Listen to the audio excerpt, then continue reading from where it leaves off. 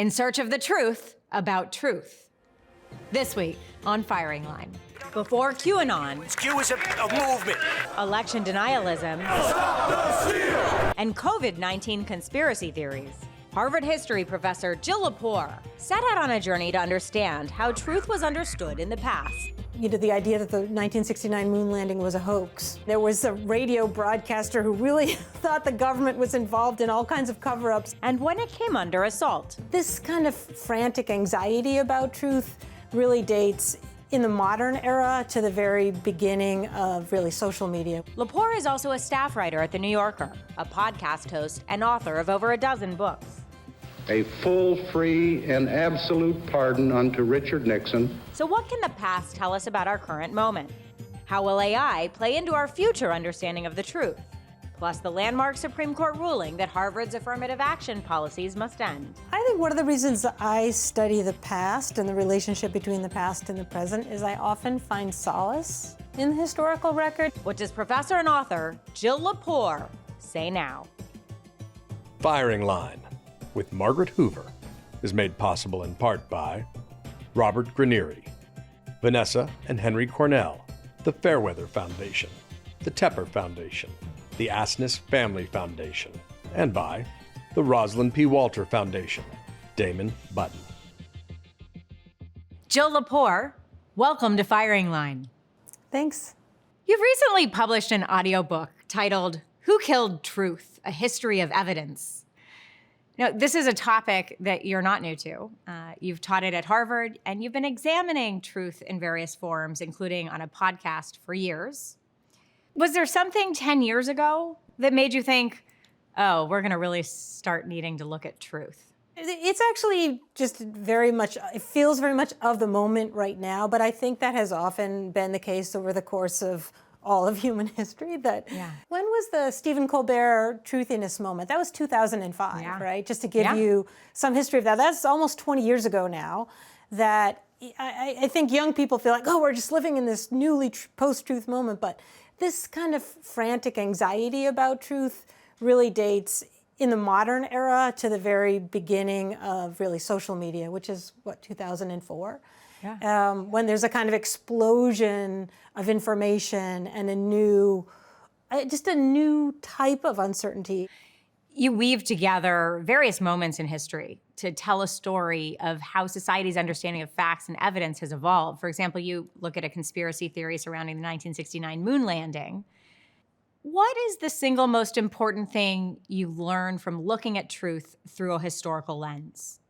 I think one of the reasons I study the past and the relationship between the past and the present is I often find solace in the historical record. That is to say, I often, like everyone else, get really wrapped up in the sense of the current crisis and the acuteness of this moment.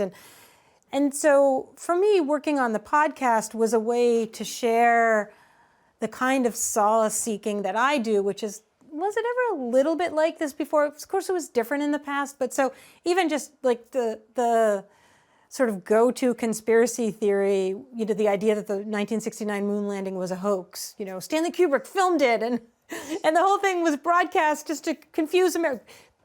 Maybe there's something to be gained by pulling back from, in 1969, there was a radio broadcaster who really thought the government was involved in all kinds of cover-ups, and it had to do with Vietnam and the anguish of seeing footage of Vietnam on your TV in the living room, or whatever else might make sense for understanding that 1969 moment. Well, you spend time dealing with the advent of radio and how advances in communication technology since the early 20th century have made it increasingly difficult to tell what's true and what's not. Compare radio's impact on the truth to the internet and social media. So the technology of radio emerges in the 19-teens. It becomes commercialized in the 1920s, and it reaches Americans in an almost national way quite quickly because of Herbert Hoover's programs around ensuring that this new broadcast medium can actually reach rural America. Remember, broadcasting is a term that comes from agriculture. You broadcast seeds. But Hoover makes a big commitment to radio as essentially a public utility that needs to be licensed by the government. So that's important because it's a distinction from the internet. Yeah. So the way the radio is set up in the Federal Radio Act of 1927 and that becomes the Federal Communications Act of 1934 is about public licensing, and there has to be a kind of public interest that broadcasters are obligated to. It has a big effect on how radio works in the early 20th century. And so it's the first truly networked form of communication. And it's also astonishingly intimate.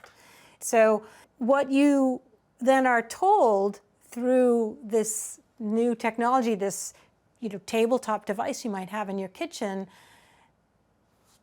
it's hard not to believe it. Here's this voice in my kitchen. Do I trust this voice? But it turned out that early radio researchers, a whole field of radio psychology that emerged, discovered that people really did trust those voices. And then that becomes, by the 1930s, a huge problem, because that's how fascism works in Europe. That's how Hitler convinces people to believe what he wants them to believe. The radio can be used as a device of persuasion, and that's what mass advertising is, right? Talk about the tension between how technology can enhance and hurt our understanding of truth.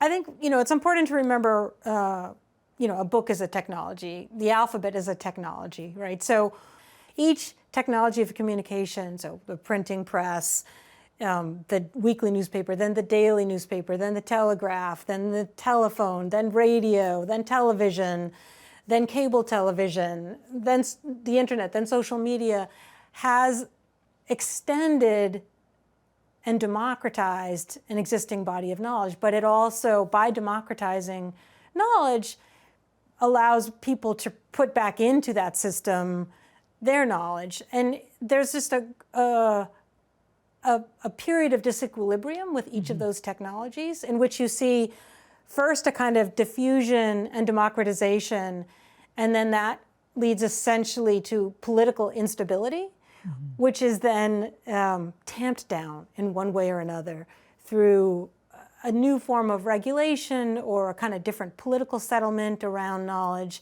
around these technologies. And with the case of social media, for instance, we've never we're still in that disequilibrium that started in 2004. There's really never been a constitutional settlement that rearranges how we think about that technology.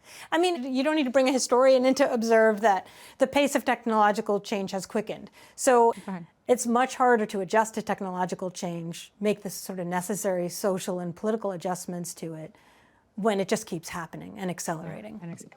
To that point, 2024 presidential election is heating up, and we've already seen deepfake videos of President Biden circulating online.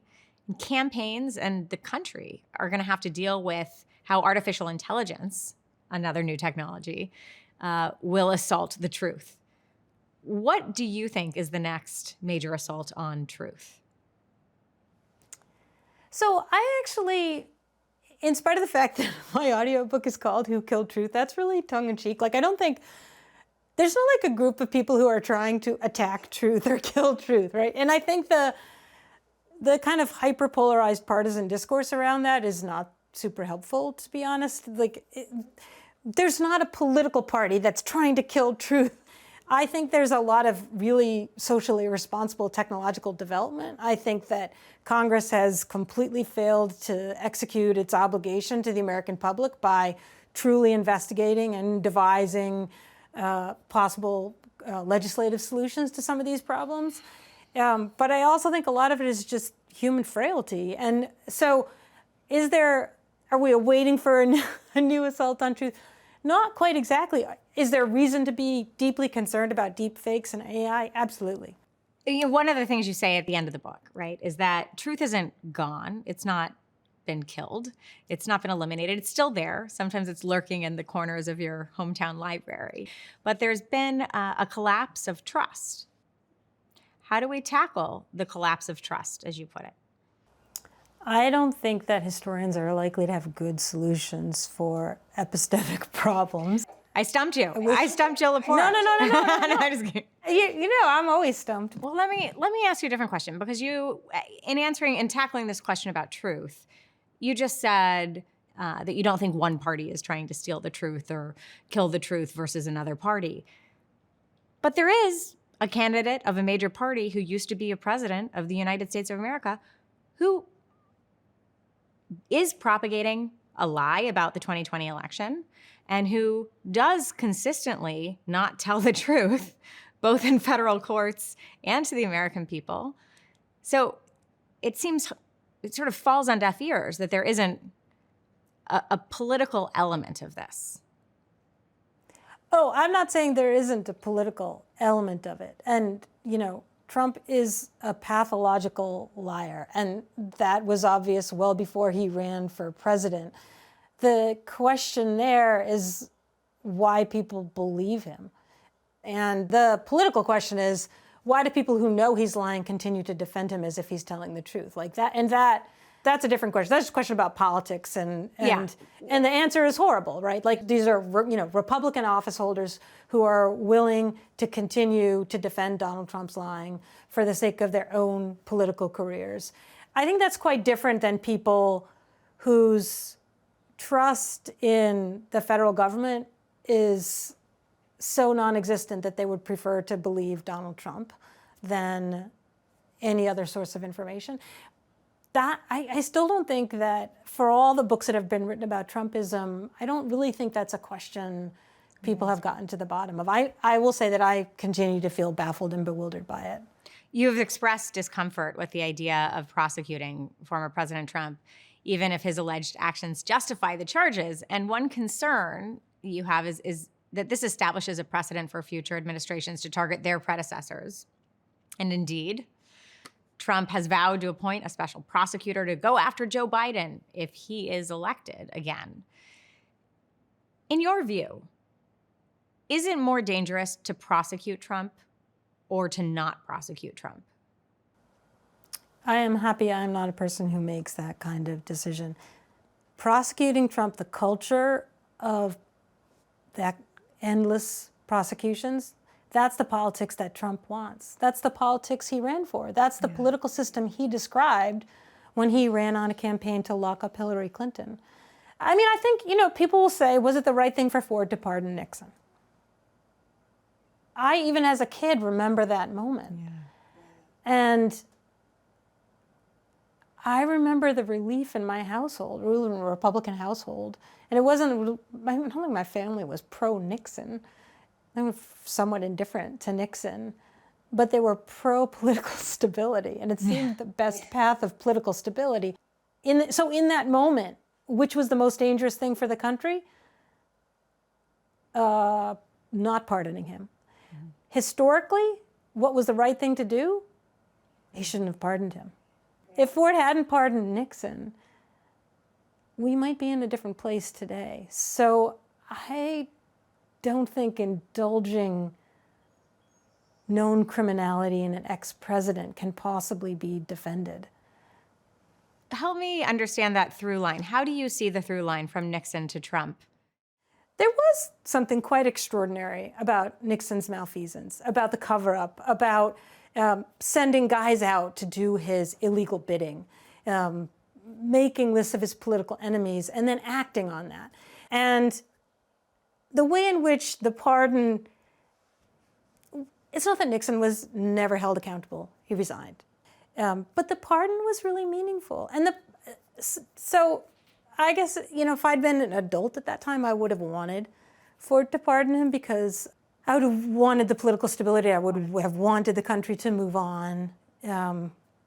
What's easier to see from our vantage is what the cost of that pardon was, what it meant to say you will not ultimately be held criminally accountable.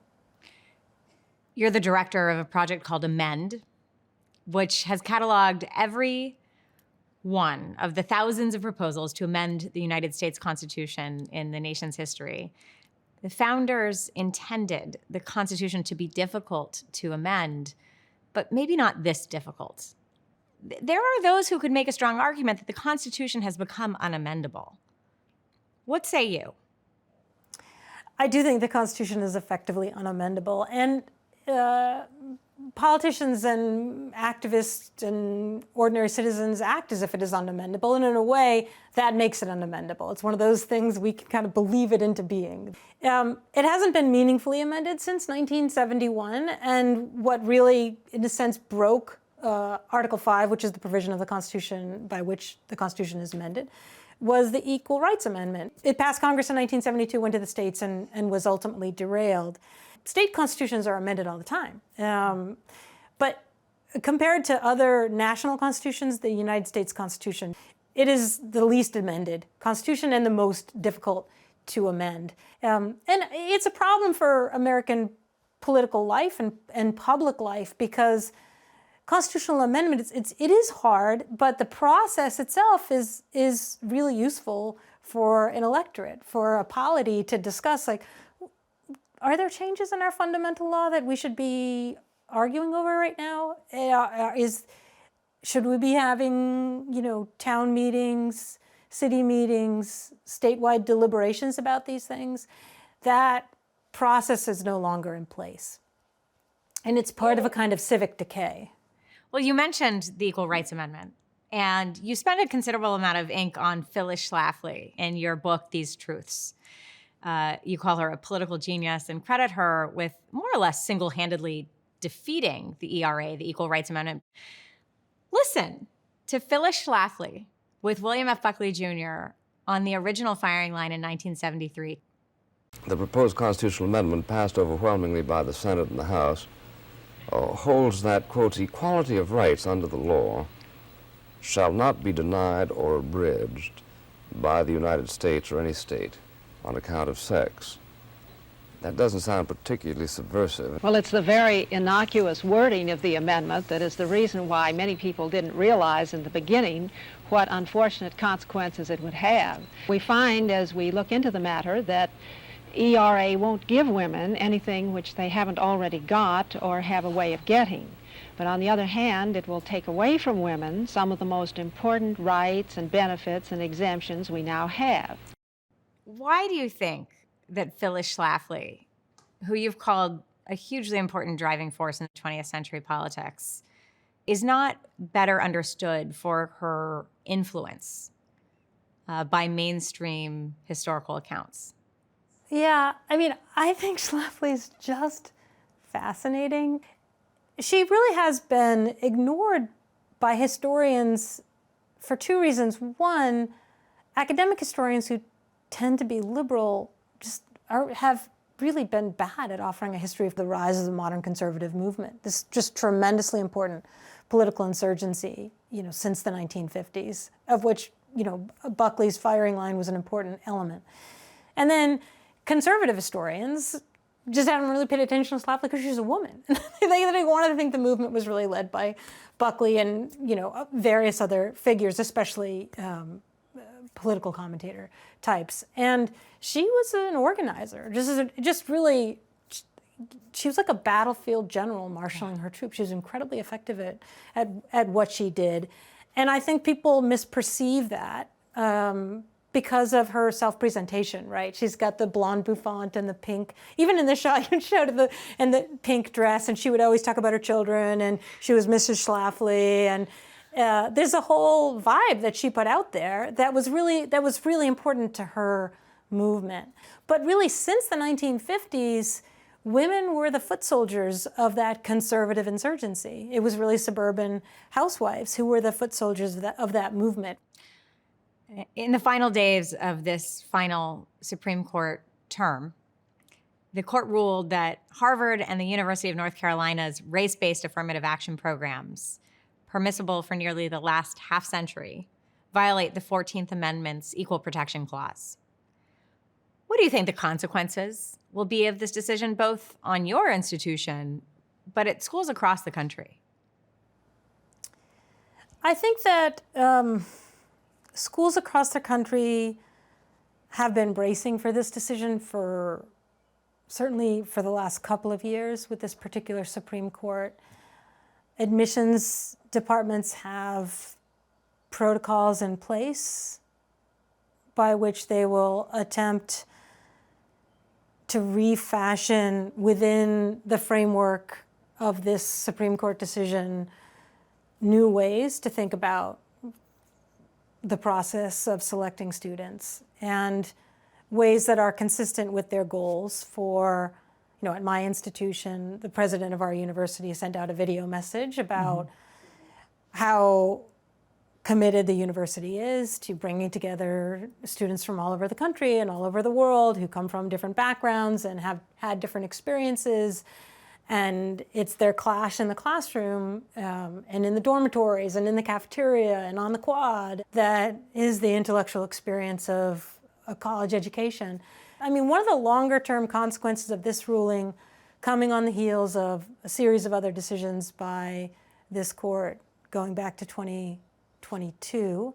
So if we kind of mark the death of Ruth Bader Ginsburg and her replacement with Amy Coney Barrett, is public agitation about the court. You asked earlier about trust. The Supreme Court, for a long time in American history, had been one of the more trusted institutions. I think there's a lot of public alarm about what the jurisprudence of originalism really is and means. And that, part of that, I think in some of the dissenting opinions in this affirmative action decision have to do with taking the 14th Amendment, which guarantees equal protection regardless of race, that is part of the anguished attempt, but also thrilling attempt to build a truly multiracial democracy after the Civil War, what it means for originalists to read that language and use it to explain that there can be no longer affirmative action is, I think, baffling to people. It requires a lot of inquiry. And I think that in itself is likely to be one of the longer lasting consequences, not just because of this ruling, but on the heels of the Dobbs abortion decision, the Bruen gun regulation decision. So I think what you're saying is that the lasting consequence of this decision will be continued erosion of confidence in the court. Is that what you said? I think a chief consequence of this affirmative action decision on the part of the court, coming on the heels of a series of other decisions that were at variance with public opinion, not that they didn't satisfy a large segment of the American population's political preferences, but were at variance with probably majority public opinion, and whose legal logic is a little bit illegible, if not largely illegible, even to constitutional scholars. Like, how did you get to this result again? I think that does erode confidence in the court, but it also stirs up more interest in the court. You've written about originalism last June. You said there's no method to it, nothing but inconsistency and caprice. Can you elaborate? So, originalists dress up their theory of constitutional interpretation as if it's a form of historical investigation. But how they write about history is completely inconsistent with any conceivable historical method, because it proceeds by understanding the past as deducible from a very finite number of documents and believing that these documents have fixed, knowable meanings, knowable public meanings. So there's a lot of different varieties of originalism, but the main one now is judges are looking for the original public meaning of a phrase, right? Well-regulated militia, for instance. Well, what was the original public meaning of that phrase? Where they look for that meaning is in a very small set of documents. So they're going to look at the text of the Constitution itself, as of course, well, they should. They're going to look at James Madison's notes on the Constitutional Convention, which are very dubious as a source. They're going to look at the notes of the ratifying conventions in the states. They might look at some newspaper accounts. They'll look at dictionaries from the time. They'll look at Samuel Johnson's 1755 Dictionary of the English Language. Does that get us to the original public meaning? We are not living in 1787. We can't answer the question of what anything meant in 1787 when we're looking at the documents and records left behind by a small, very small group of enfranchised American white men. And if we actually were to concede, which I would not concede, that how we understand our constitutional rights in the 21st century needs to be discovered in 1787, in the historical record of 1787. From a historical methods point of view, you'd need to consult a much greater archive, the archive that tells us about all kinds of people, people who were wholly disenfranchised or very weakly enfranchised. So are we to have our constitutional meaning dictated by that set of constrained historical sources? I think if we're left with a jurisprudence of originalism, we need to have a much more capacious historical archive. Jill Lepore, thank you for your thoughts and reflections. I appreciate you joining me here on Firing Line. Thanks a lot, Margaret.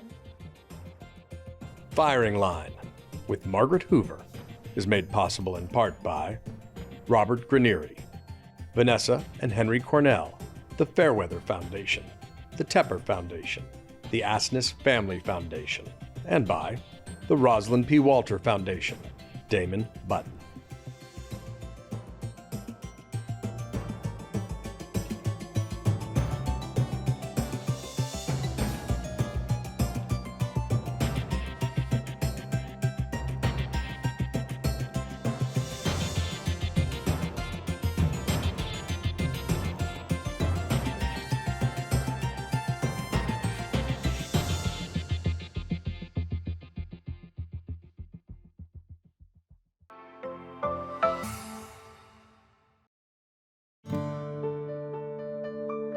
You're watching PBS.